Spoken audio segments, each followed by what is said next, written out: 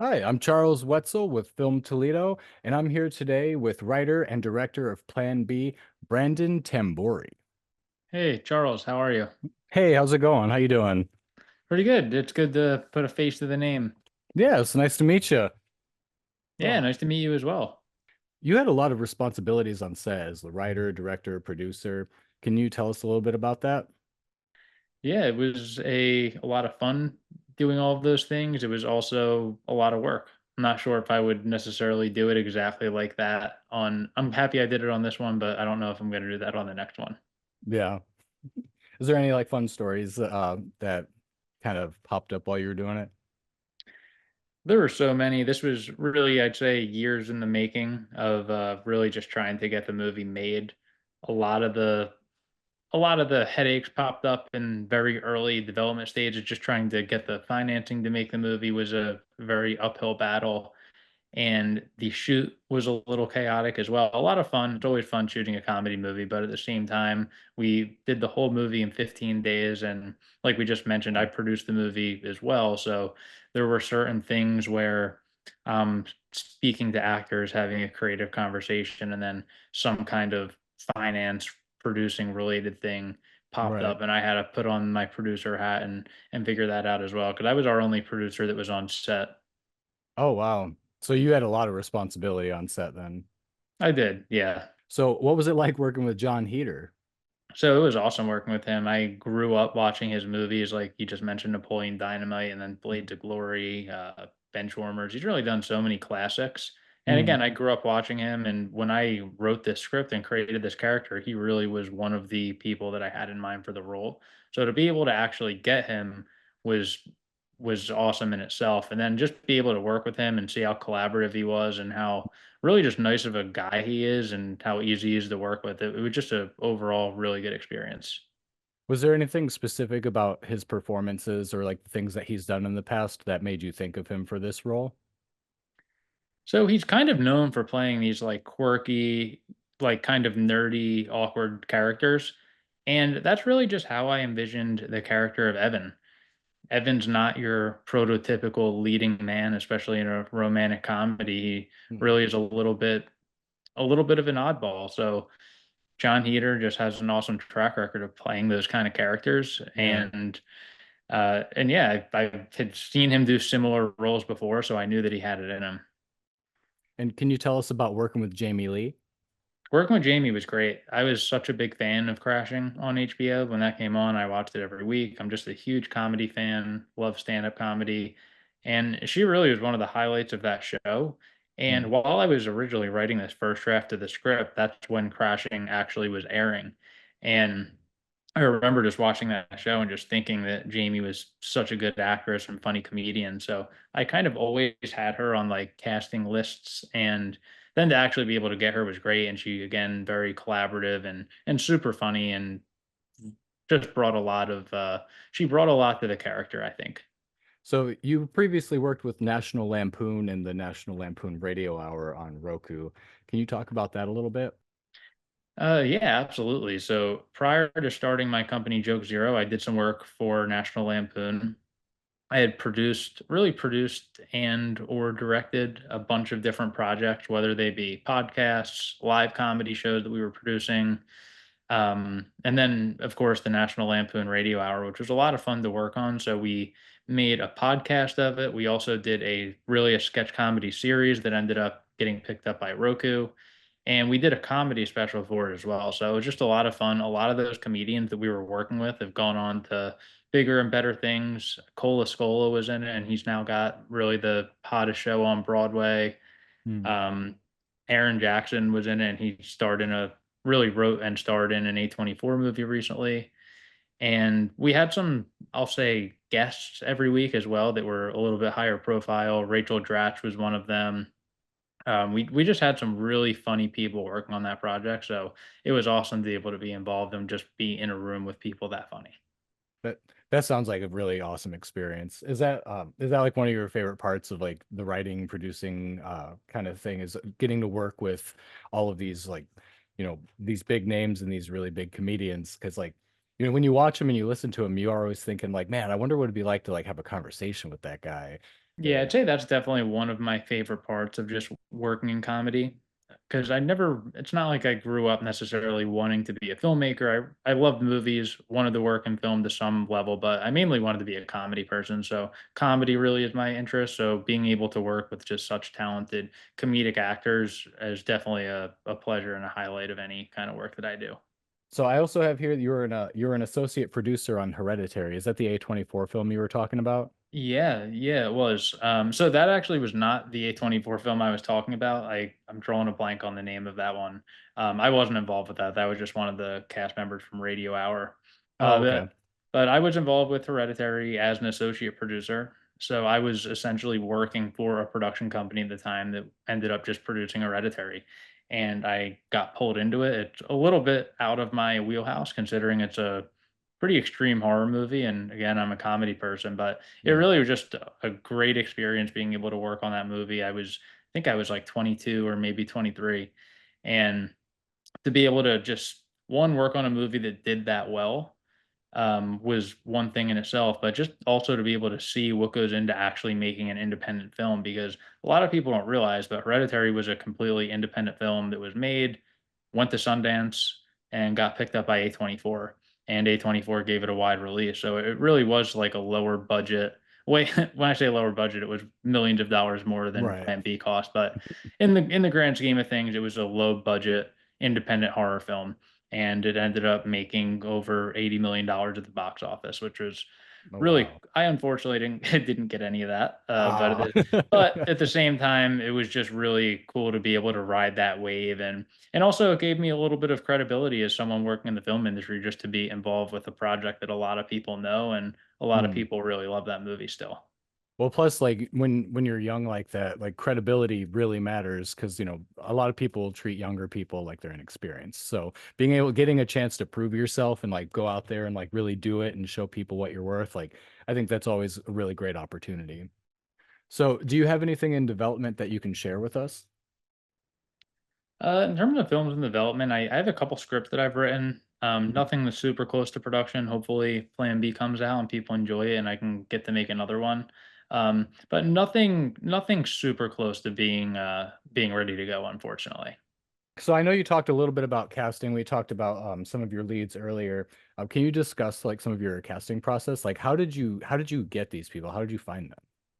So, in terms of getting them, once you have financing for your movie, casting honestly is not very difficult. If you're Mm, trying to attach actors to a script and you don't have any financing or any set start date or anything, it's definitely an uphill battle. mhm. But once you have financing, if you call an agent or a manager and say like, "Hey, we're filming this date. Is your client available and interested?" They're always going to at least read the script. At least that's what I hope. And Right. in this case, that's really like exactly what happened. We ended up getting all of the financing. Jamie Lee came on board first. Then she's a writer and producer on Ted Lasso, Oh, and cool. she was working on that show, so she wasn't available for a couple months, and that gave us some extra time to be able to try to cast the rest of the roles. Sometimes when you're reaching out to these actors, it could take a month to hear back from somebody, and John Heater really was, like, the first choice that we went out to, and thankfully he came on. Then once he came on, it gave the movie a little bit more credibility because it went from, like, a independent comedy film to a John Heater comedy movie. Right. So, at that point, I put a cast list together. I did have another producer who I brought on board at this point, whose name is DJ Dodd, and he was the one kind of spearheading that process of actually reaching out to the agents. He did for John Heater as well. So I Mhm. pretty much just gave him lists of like, hey, these are the people that I would like to try to get.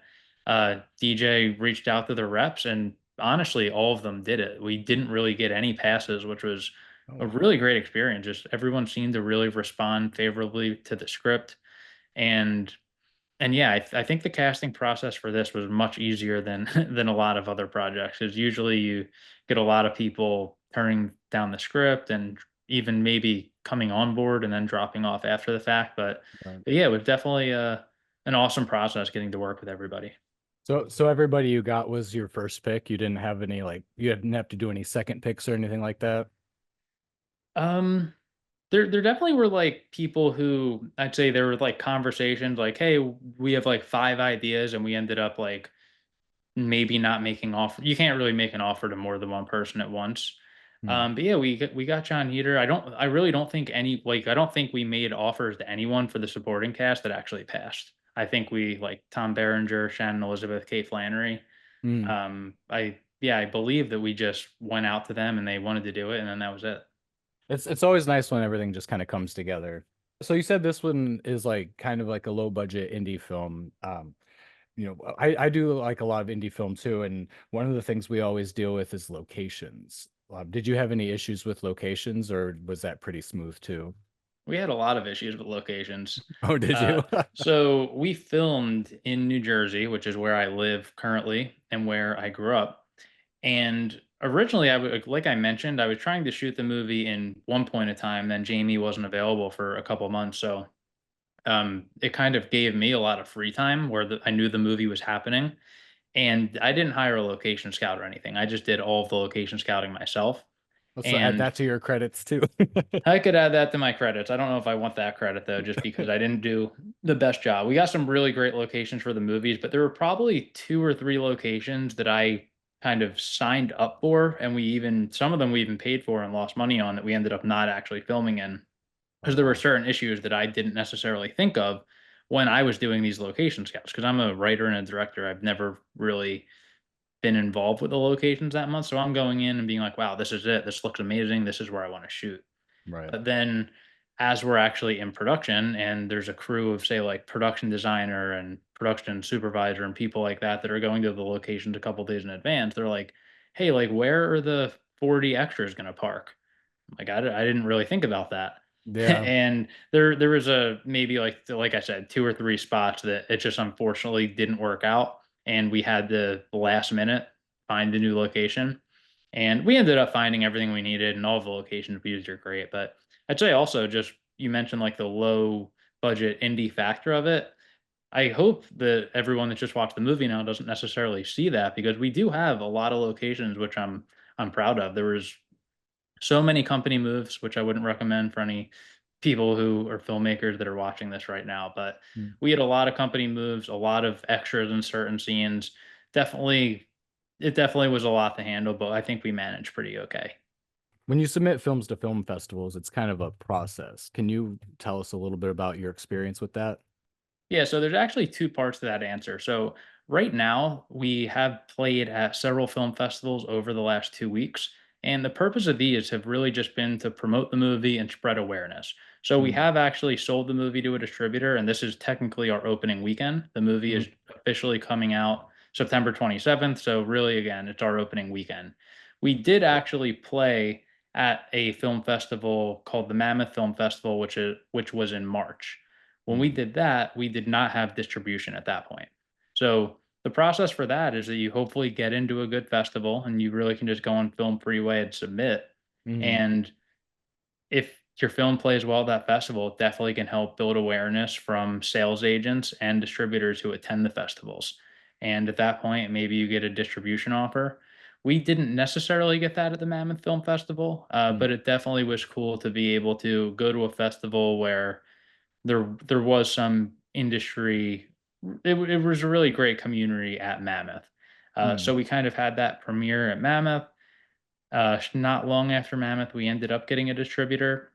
Quiver Distribution is the one releasing the film, and then yeah, then it was kind of a process of actually delivering the film to Quiver and Mm. getting ready to release it this weekend. And I thought it would be a great idea to do some pop-up screenings at film festivals around the country, and this was one of them that seemed like a great festival, and it worked out perfect timing that it took place during our opening weekend. No, that is really cool. That's awesome timing.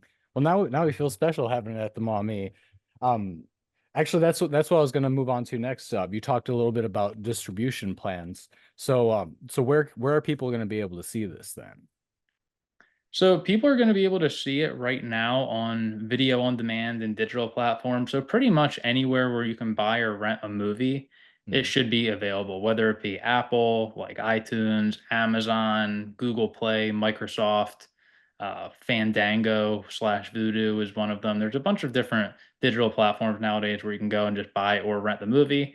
Or you there may still be a couple more promotional screenings that pop up. I think we're doing them through October 5th. So aside from film, do you have any other projects that you're working on? One thing that I could mention that I think people might enjoy. So for everyone out there, if you really enjoyed the film and want to hear more about it, we produced a podcast to go along with the release of the movie that just has a lot of really cool behind the scenes stories. It's called the Joke Zero podcast. Joke Zero is my production company, and each episode features a different cast or crew member. So we have John Heater, we have Jamie Lee, Vernon Davis, Kate Flannery, pretty much everyone from the cast has an episode where they're not only talking about working on the movie, but also just the entertainment industry in general, how they got started in the industry, what it was like working on past projects. Like John Heater will talk about working on Napoleon Dynamite and some of these other great projects. And then Mm. beside the cast, we have a bunch of crew on the podcast as well, where you really can learn what a lot of these crew positions that typically are behind the scenes do. Like we had an animal trainer on the movie, so he's on the podcast. We had an intimacy coordinator, Mm. cinematographer, a bunch of really great crew members, and I'm happy that we got to highlight them on the podcast. And that's called the Joke Zero podcast, and it's available on all the podcast platforms. Not every episode is out yet, but the first couple episodes are out, and we're going to be releasing them over the next week or two. I really love the idea for that podcast because that's one thing that we actually talk about a lot here in Toledo is we're talking about crew positions and like, how local indie film operates and but also how like the big budget films operate as well. And that's the one thing that we're always trying to put out there is, there's a lot of positions on a film set. Like it's not just acting, it's not just directing, it's not just cinematographer. You have like animal wranglers and like you have so many different positions on a film set that's like until you actually get into it and you actually look at what's around you, you don't even realize it. It's like people didn't know what a PA was the other day. And I was like, well, if you look at the hierarchy, all the different positions, the PAs are in between all the gaps. Like they're the ones assisting all of the positions. And I always recommend people become a PA kind of starting out because it's such a great way to like look at the set, see what there is, be like, oh, I like what that guy's doing. I like that guy's job. I want to try to learn how to do that. And then maybe you just found your new passion. So I it's like, worked as a PA yeah, many times before, yeah. all But throughout college, and it's a ton of work. You're working maybe 16-hour days sometimes, but it's also mm, rewarding. There's a lot of cool perks. You get to be on set, mm. and yeah, I highly would recommend that as well if you're interested in just starting off. Hey, well, we wanted to thank you for being here with us and talking about Plan B for a little bit for the people who are interested a little bit more in what goes into film. We appreciate your time and I hope everybody enjoyed it.